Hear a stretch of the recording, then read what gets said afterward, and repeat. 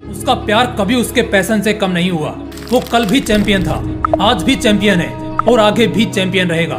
मुझे best hair style या best body नहीं चाहिए, बस मुझे मेरा फुटबॉल दे दो, फिर मैं तुम्हें दिखाता हूँ कि मैं क्या कर सकता हूँ। इस लाइन को कहने वाले स्पोर्ट्स की दुनिया के एक ऐसे सितारे हैं जिनका नाम सदियों तक नहीं भुलाया जा सकता। वो एक इंटरव्यू में कहते हैं कि लोगों को लगता है मुझे सफलता रातों रात मिल गई, लेकिन वो लोग ये नहीं जानते कि मेरी वो रात 17 साल और 114 दिन लंबी थी। एक समय ऐसा था जब उस शख्स के पास उसके इलाज के पैसे तक नहीं हुआ करते थे।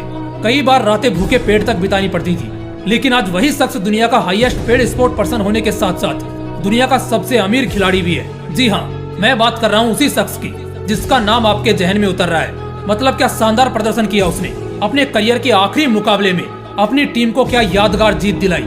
आज इस शख्स के सफलता की दीवानी कई देशों की करोड़ों जनसंख्या है, लेकिन वो कहते हैं ना, संघर्ष और दर्दनाक नाकाम दिन किसी को नहीं छोड़ते।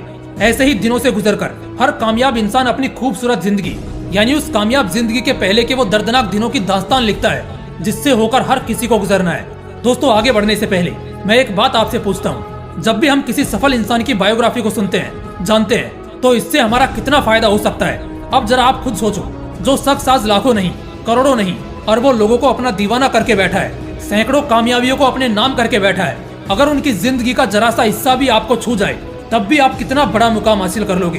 बस इसी पावरफुल विजन के साथ आज के इस वीडियो में मेसी की जिंदगी से 5 पावरफुल और अनबीटेबल लाइफ लेसन्स को जानेंगे, उनके साथ हुए घटनाओं को रिलेट करते हुए, जो हम सभी के लिए लाइफ चेंजिंग साबित हो सकता है। तो कुर्सी की पेटी बांध लीजिए, धमाकेदार और मजेदार किस्सों का धमाल मचने वाला है। तो चलिए जानते हैं। Lesson number 5, die passion. Messi का फुटबॉल के प्रति जो पैशन था ना, उसका आप अंदाजा भी नहीं लगा सकते। पैशन के पहले डाई शब्द का इस्तेमाल इसलिए किया गया है क्योंकि उनका खेल उनके लिए उनकी जिंदगी से बढ़कर था। अच्छा, मैं आपसे पूछता हूँ, अगर आपको अपने पैशन और अपनी जिंदगी में से किसी एक को चुनना होगा तो आप किसे चुनेंगे? मैं दावे के साथ कह सकता हूँ, आप में से 99% लोग जिंदगी को चुनेंगे। देखो, यहाँ ना तो सीधे सीधे मौत मिल रही है और ना ही सपना सच हो रहा है, लेकिन आपके पैशन को फॉलो करना आपकी जिंदगी पूरी तरह तबाह कर सकता है। अगर ऐसी सिचुएशन आ जाए तो क्या तब भी आप अपना पैशन फॉलो करोगे? अगर आपका जवाब हाँ में है तो मुबारक हो, आप भी फ्यूचर में अपना सिक्का चमकाने के लायक हो। बचपन की एक बहुत छोटी सी उम्र में, 11 साल की छोटी सी उम्र में मेसी को हुई एक ग्रोथ हार्मोन डेफिशिएंसी की बीमारी, जिसके चलते उनका डेवलपमेंट दूसरे बच्चों के मुकाबले बहुत स्लो होगा। उनके ट्रीटमेंट का खर्च $1000 हर महीने होता था और इस बीमारी के चलते उनके हेल्थ पर बहुत बुरा असर पड़ सकता था। डॉक्टर ने उन्हें और उनकी फैमिली को यही एडवाइस किया था कि उन्हें ट्रीटमेंट लेने के साथ साथ फुटबॉल जैसी इतनी हाई एनर्जेटिक गेम को हमेशा हमेशा के लिए अलविदा कहना होगा, वरना समय के साथ उनका कद बहुत ही छोटा रह जाएगा और जिंदगी भी खतरे में पड़ सकती है। यहाँ आम लोगों को नॉर्मल खांसी जुकाम या हल्का बुखार भी होता है तो वो काम वाम सब छोड़ देते हैं और बिस्तर पकड़ लेते हैं, मगर इस बंदे को उसके पैशन से इतना लगाव था कि वो शारीरिक कमी भी झेल गया और जुनून के साथ अपना पैशन खेल गया। Lesson number 4, dedication attracts miracles. हाँ, चमत्कार होते हैं, बिल्कुल होते हैं, किसी की भी जिंदगी में हो सकते हैं, जैसे मेसी की जिंदगी में हुआ उसके बचपन की उम्र में। लेकिन चमत्कार होने के लिए भी कुछ करना पड़ता है। यहाँ आगे की घटना सुनना, कुछ अद्भुत सीखोगे। जैसा कि अभी आपने देखा, मेसी को हार्मोन डेफिशिएंसी की बीमारी थी, जिसका खर्च उस जमाने में $1000 था, यानी आज से लगभग 27-28 साल पहले तकरीबन 70 से 80 हजार रुपए। इतना उसके घर की इनकम नहीं थी, जबकि इतना खर्चा होना ही था। मेसी का परिवार हर संभव कोशिश कर रहा था किसी तरह उसके बीमारी का खर्च जुटाने में, लेकिन ये मुमकिन ही नहीं था क्योंकि ये खर्च हर महीने होना था और ये एक बीमारी थी तो इसे नजरअंदाज भी नहीं कर सकते थे। मेसी अपनी धुन में मस्त थे, वो अपना खेल खेलने में जबरदस्त थे। वो एक दिन भी प्रैक्टिस मिस नहीं करते, कभी कोई मैच मिस नहीं करते। इसी तरह एक हाईली टफ गेम में जब स्पेन में मौजूद यूथ एकेडमी ऑफ बार्सिलोना के डायरेक्टर ने मेसी को खेलते देखा तो वो उनके खेल से बहुत आकर्षित हुए। तुरंत वो समझ गए कि ये बंदा दूसरों से बहुत अलग है और इसमें दूसरे यूथ के मुकाबले बहुत ज्यादा काबिलियत है। बस इसी से उन्होंने मेसी को ऑफर दिया कि अगर वो उनके लिए खेलेंगे तो उनके इलाज का पूरा खर्च उनका क्लब उठाएगा। उनके और उनके परिवार के लिए उस समय ये किसी लॉटरी या चमत्कार से कम नहीं था और फिर मेसी ने उसे एक्सेप्ट किया। दोस्तों, यहाँ गौर करना, मेसी को जब उनकी बीमारी वाली बात पता चली, उस समय अगर वो इसी डर से या इसी बहाने के साथ अपने खेल को अलविदा कर देते तो क्या उनका इलाज पॉसिबल हो पाता? क्या वो ठीक हो पाते? नहीं ना। अगर वो खाली बैठे होते, खेल को खत्म कर देते, तो यही बीमारी उन्हें हर बढ़ते दिन के साथ और खोखला कर देती और फिर वो आज जो इतने काबिल हैं, शायद उन दिनों किसी काबिल ना बचते। इसलिए समझो, चमत्कार जरूर होगा, इनफैक्ट हुआ है और बहुत शानदार चमत्कार हुआ है, लेकिन वो भी तभी होगा जब आप अपने डेडिकेशन के साथ बिना शो ऑफ के मेहनत करोगे। Lesson number 3, win over emotions. इस कॉन्ट्रैक्ट के साइन होने के बाद मेसी को बार्सिलोना के लिए खेलने को स्पेन जाना था वो अभी बहुत यंग थे, जिस वजह से उनके पेरेंट्स काफी टेंशन में थे। मगर ये उनके करियर और पर्सनल दोनों ही जरूरतों को सेटिस्फाई करने का एक खूबसूरत मौका था, जो शायद दोबारा मिले या ना मिले। इसी बीच उनकी दादी की भी डेथ हो गई, जिनसे मेसी बहुत क्लोज थे। इनफैक्ट आज भी वो अपनी सक्सेस का क्रेडिट अपनी ग्रैंड मदर को ही देते हैं। उन्हें उनकी दादी से बहुत लगाव था, लेकिन जब उनकी दादी चल बसी तो मेसी को बड़ी कम उम्र में बहुत बड़ा झटका लगा। फुटबॉल के प्रति उनकी दादी ने ही उन्हें बहुत ज्यादा प्रोत्साहित किया था और वही उन्हें हमेशा सपोर्ट करती थी। लेकिन उनकी मौत के बाद मेसी का भी अपने खेल के प्रति वो मोटिवेशन, वो डेडिकेशन कम होने लगा था। वो ग्राउंड जाना भी छोड़ रहे थे, लेकिन उस वक्त उनके फादर ने उन्हें सपोर्ट किया, उन्हें हिम्मत दी। कॉन्ट्रैक्ट के तहत अब उन्हें बार्सिलोना क्लब के लिए खेलना था, जो स्पेन में था। स्पेन जाना इतना आसान भी नहीं हुआ, क्योंकि बहुत सी इमोशनल एनवायरनमेंट ने उन्हें घेरा। एट द एंड वो अपनी पूरी फैमिली के साथ स्पेन के लिए रवाना हुए, जहाँ से उनके सफर की एक नई शुरुआत होनी थी। एक अनजान शहर में सरवाइव करना इतना आसान भी नहीं होता था। इस बीच परिवार ने भी कई तकलीफें झेली, मगर मेसी का प्रोफेशनल करियर दिन ब दिन बेहतर होता दिख रहा था। यहाँ पर तो कई लोग ऐसे होते हैं जो अपना रूम तक शिफ्ट होने से घबराते हैं कि कैसे वो नई जगह अपने आप को एडजस्ट करेंगे। इतना इमोशनल हो जाते हैं कि घर से दूर जाने को भी कतराते हैं, और यही कंफर्ट उन्हें कभी जिंदगी में ग्रो करने नहीं देता। ये दौर मेसी की जिंदगी में भी आया था।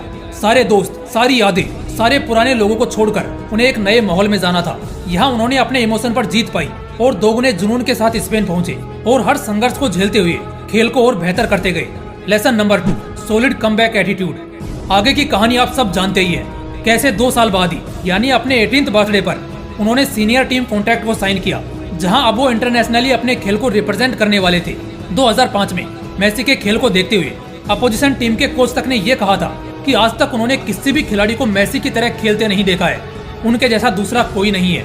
वो मैदान पर हर खिलाड़ी के मुकाबले एक्स्ट्रा एफर्ट डालते हैं और अंधेरा होने तक प्रैक्टिस करते हैं। दोस्तों 2012 में उन्होंने रिकॉर्ड्स पर रिकॉर्ड्स तोड़ डाले, और तभी उनका नाम पूरी दुनिया में आग की तरह फैल गया।